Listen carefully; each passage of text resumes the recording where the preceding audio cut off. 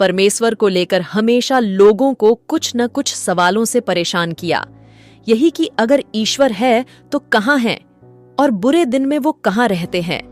अच्छा रहने पर तो कोई सवाल कभी भी किसी को नहीं रहता है और बुरे दिन में ही लोग ईश्वर को ही दोषी मानने लगते हैं। आज के वीडियो इसी के बारे में बात होने वाला है। आपको भी जानना चाहिए है कि आखिर क्या परमेश्वर सच में हमारे साथ ऐसे ही रहते हैं। बने रहिए पूरा वीडियो में। तो क्या परमेश्वर हमारी परवाह करता है या वह पत्थर दिल है? कुछ लोगों को लगता है कि परमेश्वर को हमारी कोई परवाह नहीं करता। वे सोचते हैं कि अगर उसे हमारी परवाह होती तो आज दुनिया की यह हालत न होती। जहां देखो वहां लड़ाइयां हो रही हैं, लोग एक दूसरे से नफरत करते हैं और मुसीबतें ही मुसीबतें हैं। लोग बीमार पड़ते हैं, दर्द से गुजरते हैं और फिर मर जाते हैं। इसलिए कुछ सोचते हैं अगर परमेश्वर को हमारी परवाह है तो वह इन तकलीफों को दूर क्यों नहीं करता। तो धर्मगुरु किस तरह यह सिखाते हैं कि परमेश्वर पत्थर दिल है, और हम क्यों यकीन रख सकते हैं कि बुरी घटनाओं के पीछे परमेश्वर का हाथ नहीं है। इसके अलावा कई लोग धर्मगुरुओं के कहने पर यह मान लेते हैं कि परमेश्वर पत्थर दिल है। जब कोई हादसा होता है तो धर्मगुरु कहते हैं कि परमेश्वर की यही मर्जी थी। ये कहकर वे सारी मुसीबतों के लिए परमेश्वर को दोषी ठहराते हैं। मगर बाइबल सिखाती है कि परमेश्वर कभी भी बुरा नहीं करता। याकूब 1:13 में लिखा है, जब किसी की परीक्षा हो रही हो तो वह यह न कहे परमेश्वर मेरी परीक्षा ले रहा है, क्योंकि न तो बुरी बातों से परमेश्वर की परीक्षा ली जा सकती है, न ही वह खुद बुरी बातों से किसी की परीक्षा लेता है। इस आयत से साफ पता चलता है कि बुरी घटनाओं के पीछे परमेश्वर का हाथ नहीं है। लेकिन यह भी सच है कि आज परमेश्वर बुराई को नहीं रोकता। तो क्या इसका मतलब है कि वह इन बुराइयों के लिए जिम्मेदार है? नहीं।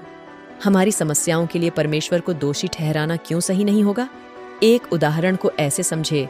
एक परिवार में एक जवान लड़का है। लड़के का पिता उससे बहुत प्यार करता है। उसने उसे सिखाया है कि सही फैसले कैसे करने चाहिए। मगर एक दिन लड़का पिता के खिलाफ हो जाता है और घर छोड़कर चला जाता है। वह बुरे से बुरा काम करता है और मुश्किल में पड़ जाता है। क्या आप इसके लिए पिता को जिम्मेदार मानेंगे क्योंकि घर छोड़ते वक्त उसने अपने बेटे को नहीं रोका था? बिल्कुल नहीं।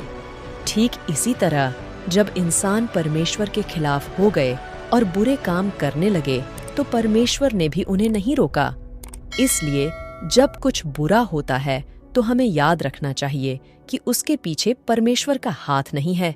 उसे दोषी ठहराना सरासर गलत होगा। परमेश्वर क्यों बुरी घटनाओं को नहीं रोकता? इसके पीछे एक वजह है। वह वजह बाइबल में बताई गई है। मगर आप इस बात का यकीन रख सकते हैं कि परमेश्वर हमसे प्यार करता है और वह हमारी समस्याओं के लिए जिम्मेदार नहीं है। सच तो यह है कि सिर्फ वही हमारी समस्याओं को सुलझा सकता है। हम क्यों यकीन रख सकते हैं कि बुरे लोगों ने जो नुकसान किए हैं परमेश्वर उनकी भरपाई जरूर करेगा? परमेश्वर पवित्र है। वह जो कुछ करता है हमेशा खरा और अच्छा होता है। इसलिए हम परमेश्वर पर पूरा भरोसा कर सकते हैं। मगर इंसान ऐसे नहीं होते। वे अक्सर गलत काम करते हैं। और अगर हम मान भी लें कि एक नेता ईमानदार है, फिर भी उसके पास इतनी ताकत नहीं होती कि वह उन सारे नुकसानों की भरपाई कर सके जो बुरे लोगों ने किए हैं। वहीं दूसरी तरफ परमेश्वर बहुत ताकतवर है। उसके जैसी ताकत किसी के पास नहीं। वह उन सारे नुकसानों की भरपाई कर सकता है और करेगा भी जो बुरे लोगों ने किए हैं। यही नहीं, वह सभी बुराइयों को हमेशा के लिए मिटा देगा। परम ईश्वर क्या कभी पत्थर दिल हो सकते हैं? जिसके अंदर ईश्वर बसते हो वो कभी नहीं बुरा हो सकता। परम ईश्वर ना ही पत्थर दिल के हैं और न किसी से दूर रहते हैं। परम ईश्वर प्रेम चाहते हैं, सबको प्रेम करते हैं। बस उनके ऊपर भरोसा रखें और दिल उनके प्रार्थना करें, सब कुछ दिखने लगेगा। आप प्यार करें न करें, परम ईश्वर आपको हमेशा प्रेम करते रहेंगे।